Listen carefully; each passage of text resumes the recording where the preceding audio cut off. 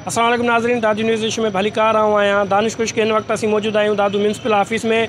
कुछ वक्त अॻु म्यूनसिपल मुलाज़िमन एडमिनिस्ट्रेटर विच में ईद के कपड़न तां जेको मामलो तकरार पैदा थियो उन जे दादू इशू पारां खसूसी रिपोर्ट नशर कराई वई। उन रिपोर्ट जो दादू जे MNA रफ़ीक अहमद जमाली नोटिस वठंदे एडमिनिस्ट्रेटर जी चार्ज आहे उहा CMO हवाले कई वई, जंहिं बाद अॼु CMO पारां ईद जे म्यूनसिपल जे मुलाज़िमन जे लाइ ईद जा कपड़ा विराया पिया वञनि। MNA रफ़ीक अहमद जमाली पिणु तक़रीब में उन शिरकत कई आहे ऐं पंहिंजे नातनि सां जेके मुलाज़िम आहिनि उन्हनि खे 2 वॻा ईद जा ऐं 1000 रुपया सिलाई तौरु कैश जी सूरत में अदा कनि पिया।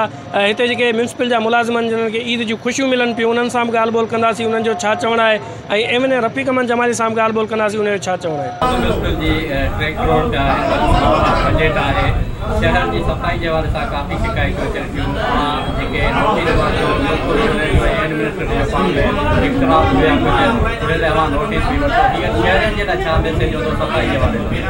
ॻाल्हि आहे त असां तव्हांखे पंहिंजी स्पीच में ॿुधायो त कोशिशि कयूं था त उन्हनि जेके म्यूनसिपल कमेटी जा फंड्स आहिनि उन्हनि खे असां काफ़ी गैर ज़रूरी ख़र्च ख़तमु कराए ऐं उन्हनि मां सेविंग कराए हितां जी जेका मशीनरी वरिती आहे उहा बि म्यूनसिपल जे पैसनि मां वरिती आहे, न को सिंध गवर्नमेंट खां ॿिया एक्स्ट्रा फंड्स वरिता आहिनि। त इहा यकीनन एफर्ट आहे न, इहो ई जेका कोशिशि आहे असांजी सफ़ाई जे लाइ जेका ज़रूरी शयूं आहिनि, मशीनरी आहे, जदीद दौरु आहे, हितां मशीनरी खां सवा हींअर उहो दादू जी पॉपुलेशन न रही आहे जेका स्वीपर जेका ॿुहारा खणी सफ़ाई कंदा हुआ।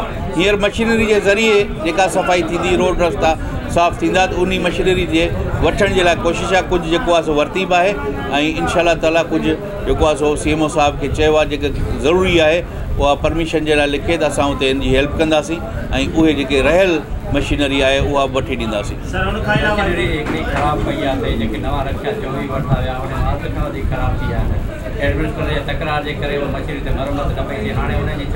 हींअर त को तकरार कोन्हे, को ॻाल्हि इहा आहे त हींअर त कंहिं क़िस्म जो को बि हिननि में तकरार कोन्हे। म्यूनसिपल जो कमु सही हले पियो ऐं कुझु रक्षा ठही विया आहिनि, कुझु रक्षा ठाराईंदा।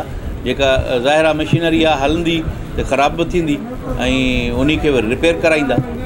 फायर ब्रिगेड तव्हां नई वरिती हुई, पर फायर ब्रिगेड जी जेका हेल्पलाइन आहे 16 पूरी दुनिया में तब्दील थी वई आहे। असां वटि उहा बंदि पई आहे, 2 सालनि खां हाणे 8000 ख़र्च जे करे उनजी तार ऐं सेट ख़राब थी वियो आहे।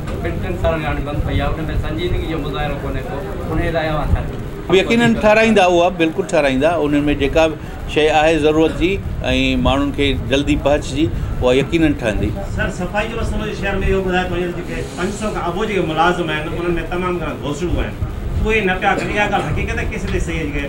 इहा ॻाल्हि हक़ीक़त ते त न हूंदी, छाकाणि त जेके बि एम्प्लॉइज़ आहिनि उन्हनि खां कमु वठणु म्यूनसिपल जो कमु आहे, उनजे ऑफिसरनि जो कमु आहे। उन्हनि खे चयल आहे, उन्हनि खे फ्री हैंड आहे त का बि जिते ज़रूरी आहिनि उहे स्वीपर जेके कमु कनि था जेके मुख़्तलिफ़ जॻहियुनि ते, उन खां सवाइ जेके बि आहिनि उन्हनि खे तव्हां हिते यूटिलाइज़ कयो शहर में, जेके सफ़ाई इलाइक़ा विरहाए ॾियो। ऐं हाणे इहो ई साॻी पहिरियां बि मां इहा स्ट्रेटेजी ठाही जंहिंमें उहे कामयाबु थी त हर इलाइक़े में हिकिड़ी DC वटि मीटिंग करे असां उन में असां जेके स्वीपर हुया विरहाए ॾिना हुया, त उन्हनि खां असांजा काउंसलर जेके आहिनि इलेक्टेड हुया उन टाइम में उहे हुननि खां कमु वठंदा हुया। त हींअर बि साॻे तरीक़े सां असां चाहियूं था त उहे सभु जे सभु माण्हू हर वार्ड में विरहाए ॾियनि, त जीअं उतां जा नुमाइंदा आहिनि असांजी तंज़ीम आहे उहा उन्हनि खां प्रॉपर निशानदेही बि कंदी ऐं कमु वठंदी। अॼु इन वक़्तु हिकु मुलाज़िम मौजूदु आहे म्यूनसिपल जो, उन खां ॻाल्हि ॿोल कंदासीं, उनजो छा चवणु आहे? केतिरी ख़ुशी थी आहे ईद जा कपिड़ा? असांखे तमामु घणी ख़ुशी थी आहे, असांखे कपिड़ा कुल मिलिया आहे, पोइ हाणे तक मिलिया ॾाढी फर्स्ट क्लास ख़ुशी थी आहे। छा छा मिलियो आहे, केतिरी ख़ुशी थी आहे? बाबा घणो कुझु मिले थो, गंज थो मिले। छा छा ॾिनो अथनि बाबा हिन महिल कपिड़नि जा 2 वॻा ऐं ख़र्ची उन सां माना सिलाई बि ॾिनी अथनि। वॾी महिरबानी उन्हनि जी बाबा जो असांजी इज़त था कनि ग़रीबनि जी।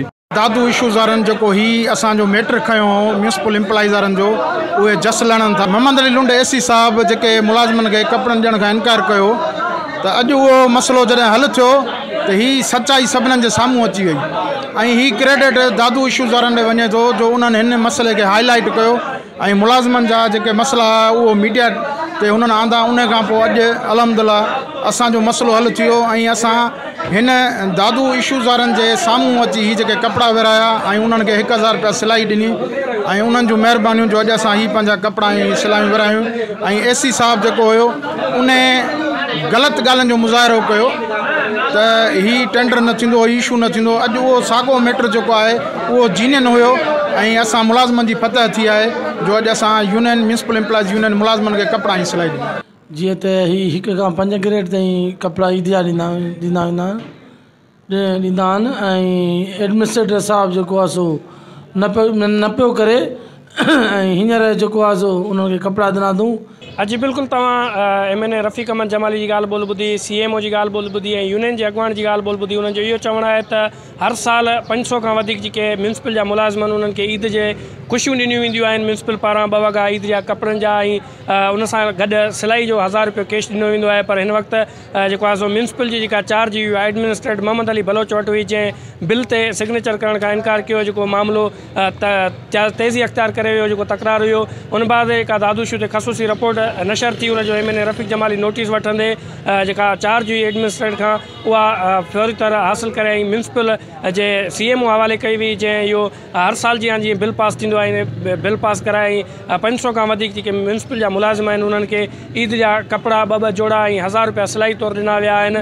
इहा जेका ॻाल्हि ॿोल मां ॿुधी CMO ऐं म्यूनिसिपल जो ऐं ॿिया जेके मुलाज़िम आहे उन्हनि में हींअर ईद जे कपिड़नि मिलण बाद ख़ुशी जी जेका लहर आहे उहा छायल आहे। इन सां गॾु ईंदा इजाज़त कैमरामैन टीम सां गॾु दानिश खुश्क दादू।